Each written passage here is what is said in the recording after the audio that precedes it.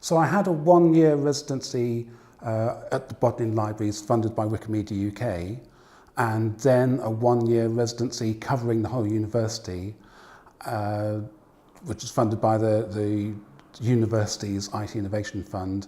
And since then I've been on a 5-month project which is particularly around discovery for libraries and museums and how to make the objects in libraries and museums more accessible. So in that year placement in the Bodleian Libraries, I released 8,000 images from the Bodleian Digital Collection onto Wikimedia Commons, where they're used a lot on Wikipedia. The main way people encounter Bodleian digital images now is in illustrations of Wikipedia articles.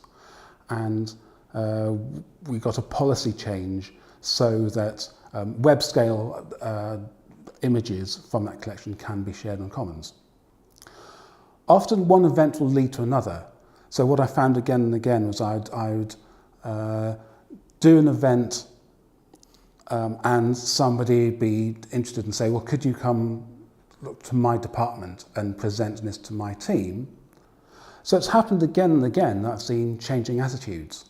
So often there's one enthusiast who brings me in and says, everybody, you must listen to this, and you'll have a team who are very sceptical, but I'll say, well, here's what we offer. We offer impact, we offer exposure, you're interested in a particular topic, here are the Wikipedia articles, and here are the hits that the Wikipedia articles on that topic are getting, and they're way more, orders of magnitude more than the scholarly publications are getting. It really helps to have top-down involvement. And that's what I found with other organisations. You can have an enthusiast, but if they're not in a position to change things. So I've been very lucky at the Bodleian, where there's definitely been top-down enthusiasm for having a Wikipedian residence. And the support of the IT Innovation Fund. They supported me financially to do another year and to work with lots of different researchers. So much of human knowledge is still locked up in paper books.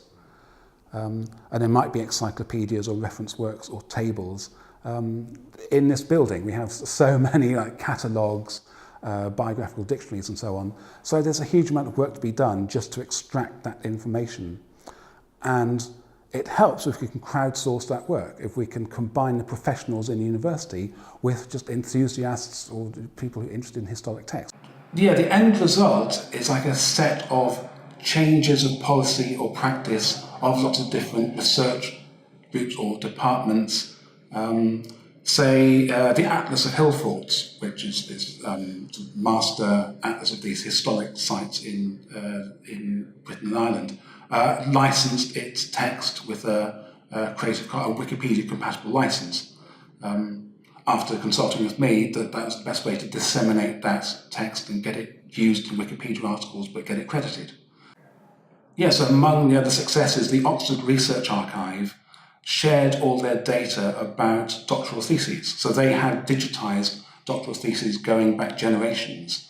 And a lot of the people who did doctoral degrees at Oxford and had registered the thesis are now famous figures. One of them was appointed to the Supreme Court of the United States. And so the Research Archive has made these theses freely available as digitized files, but we shared data about them and became the first research archive to do this in bulk, sharing data and then matching the people in the database with Wikipedia to find which articles we could add in the links to. It really helped to be known that there is a Wikipedian residence in university, and it really helps to be visible and to be talking to the leaders of successful research projects. That's really helped, and to be writing up my progress. So I've blogged an awful lot over my year, advocating different aspects of the Wikimedia movement, different things that people could be doing. There's definitely a long-term effect in that there are a lot of people here working on structured data. People get into humanities, which is traditionally resistant to that. They're all learning about query languages and databases, and they're very much tooling up with very modern tools for their humanities research. And science is already very database-based. You have a database of proteins, you have a database of bodies in the solar system and so on.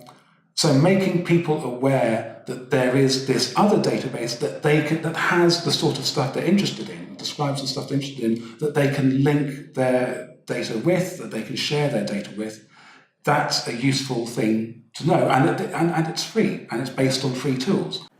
So I've tried to advocate for Wikipedia as an education platform through, I've done a few events about that, I've done a blog post write-up about it, and I've got some enthusiastic academics. It's been incredibly difficult to actually get it implemented because of the way, the constraints here on how students are assessed. It's been this way for hundreds of years. There are exams, and you have your essay, and you give it to your tutor, and your tutor gives you feedback.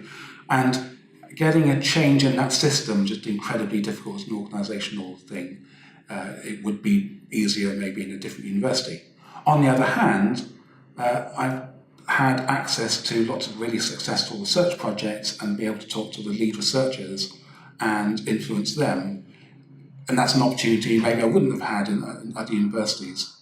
But to say bring in Wikimedia training for young researchers, I think that's much more possible, and that's what I've been doing with, there's a digital humanities summer school, so I'm going to do my second masterclass within a summer school, teaching new researchers about how they can use these open tools and open communities in their work.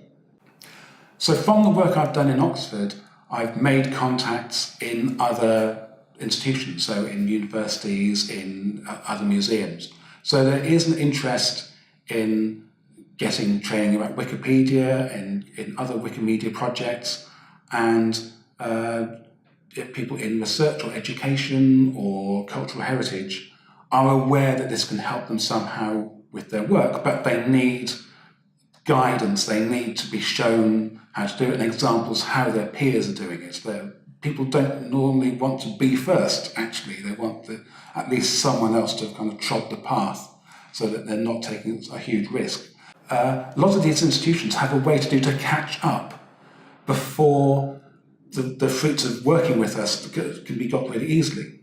So if they all had linked data databases and kind of structured media archives with structured data about the things depicted, then it would be really simple to join up with us and to select what to share and what links to make.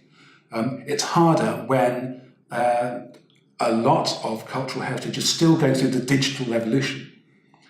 So they're digitizing material and creating digital content. The open revolution, which the next one, as I think of it, is further off.